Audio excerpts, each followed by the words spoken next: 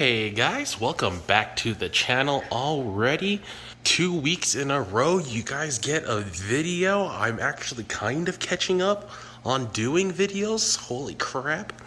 But today will be kind of a fun episode. So today, because it's so hot outside and there's nothing else to do, I actually had to clean my floors today.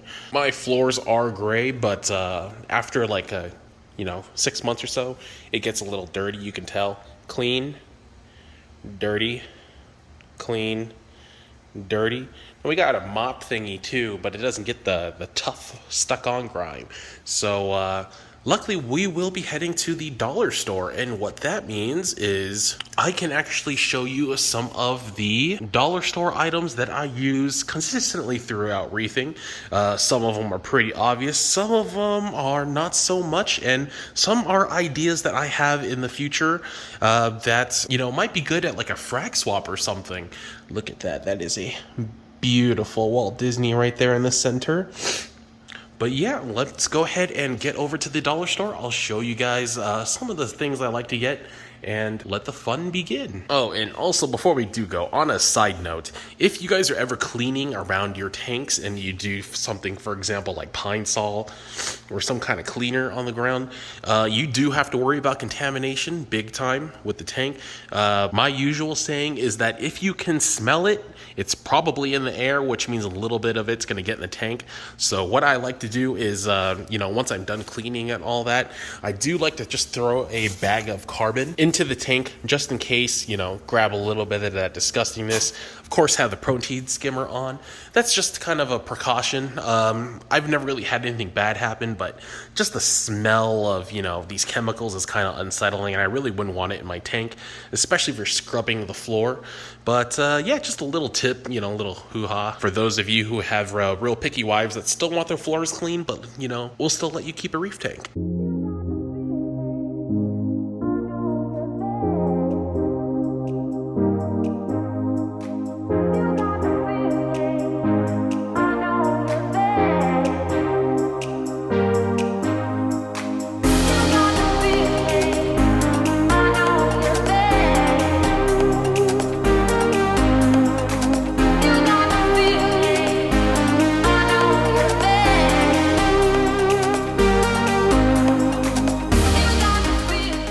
So one of the things right off the entrance that I use on a constant basis is actually one of these little, I guess it's just a bowl, maybe like a planter bowl, but they're super convenient, especially for dipping corals, or for me, I frag a lot of corals, and they're just a real cheap, $1 kind of crappy little bucket that you can go ahead, just use up and throw away. So that's always nice. It also comes in like this little, sandboxy thing, but I try not to use things that are kind of, colors that aren't white, just because you don't know what kind of chemicals might be in there. But these places, usually always have just different styles of these dollar buckets, and as long as they're the clear color, I usually don't worry too much about them. And you can find them in any size for kind of just whatever application you might need.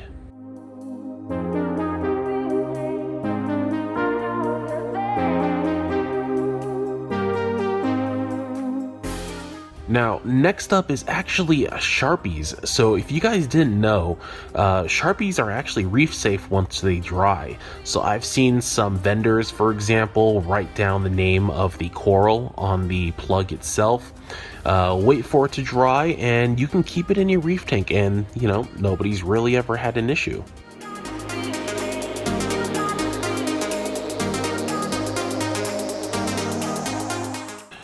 So one thing I would not recommend you getting is actually one of these extension cords.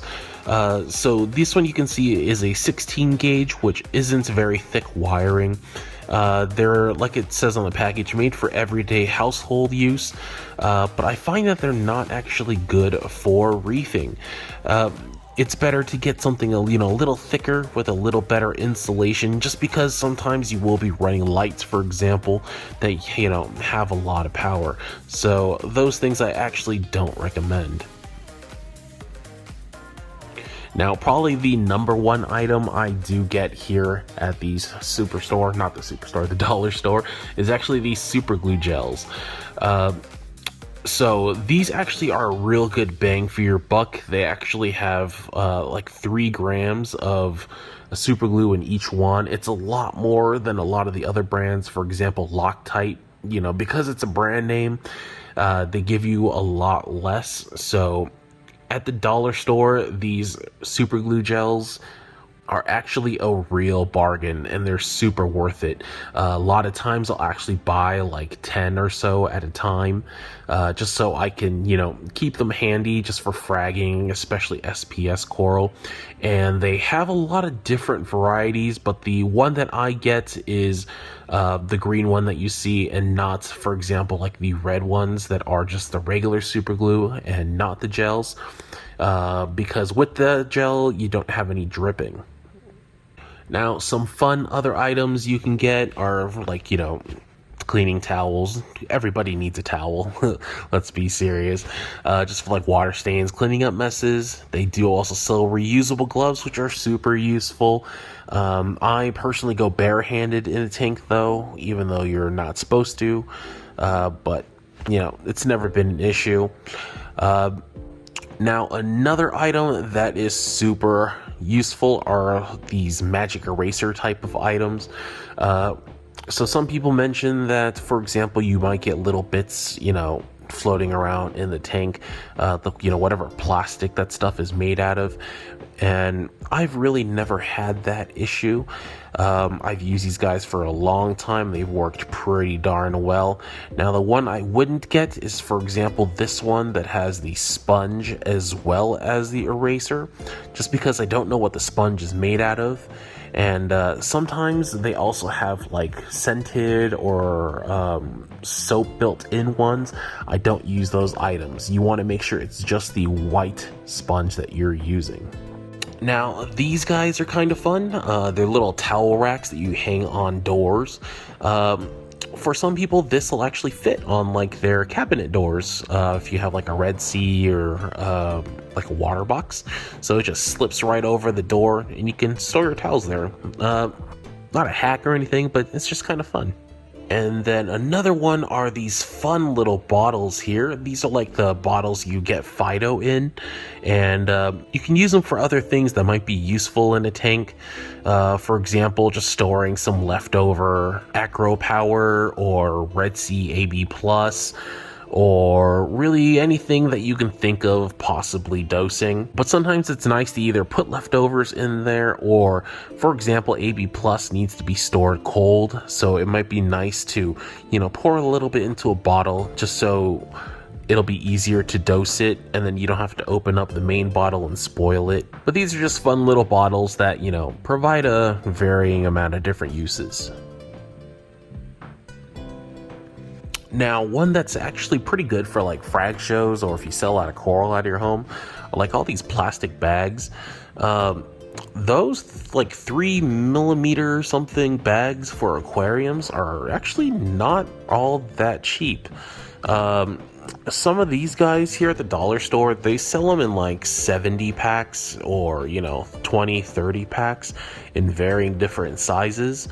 And for example, like the 70 pack, even if you were to put, you know, 2 of them together just to make sure it didn't leak, that's still a lot of bags you can put, you know, coral in, at least the small pieces.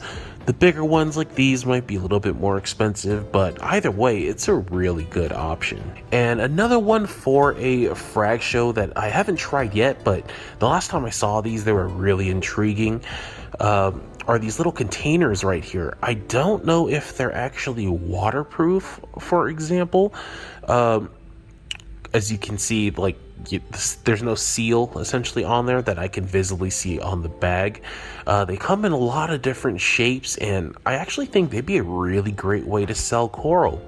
You know, you can just put like a mushroom in there, pop the cap on, and it's pretty much done. You don't have to worry about, you know, it floating away. It'll just stay right in there. And as you can see, they come in, like I said, a lot of different sizes. They could be pretty darn useful, but like I said, that's only if they're actually like spill proof, so when the water's in there it won't jiggle or come open. But yeah, that's a really fun option I might try out in our next frag swap. And of course we get to like the Tupperware side. I mean, we've all used it. Here at the dollar store, I find it is actually a lot cheaper. Like these 4 containers for only $1.25. That's absolutely crazy. If you were to go to like your actual supermarket, they'd be like $3 or $4. And with the Tupperware, you know, you do get a better seal, unlike that 4-pack that we had just seen. Which, I mean, it might work, but it doesn't guarantee it. But a lot of these Tupperwares are good for, you know, those large corals, especially if you get like a colony of birds' nests, just so it, you know, number one, doesn't puncture through a bag, and number two, it'll be a lot more stable, especially if it's a big colony, to put into an actual container instead of a bag. Another one is, you know, never underestimate the power of a good toothbrush. I actually found this little denture brush. Obviously, I don't have dentures, at least, you know, not that you can see. But looking at it, it got 2 different size heads on it, and it's just a short little handle. Definitely a cool buy. It's a little tougher than a toothbrush, so it'll definitely clean better. But of course, if you're, you know, your only options are a toothbrush, you got plenty to choose from. And, you know, they're just good for just general cleaning around the tank. Doesn't have to be anything spectacular, but having a one around is nice just because, you know, it can get into those little nooks and crannies where algae's growing and get it out of your tank. And last but not least, we have the kitchen area. The holy grail smorgasbord of reefing items. You got, for example, like this little syrupy container thing that has measurements. Who knows the endless possibilities you could possibly use that for. You have little vegetable scrubbers, which could, you know, work just like that little denture scrubber. They have like 3 or 4 different kinds of measuring cups. A little colander for rinsing coral or rinsing rock, whatever you could possibly think of. More measuring cups, or like a coral dipping kind of container. That would be great too. They have little measuring spoons. These ones are actually pretty cool looking. I think they're good for powder too, because they have a little slider on top to make the measurement exact. And here they got, you know, a couple little more of the smaller measuring cups. The regular teaspoon, tablespoon measures.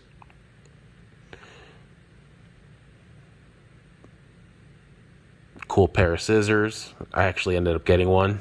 And like I said, a lot of these items, you can use them for a variety of different things. Kitchen items are kind of like the bread and butter of the hobby.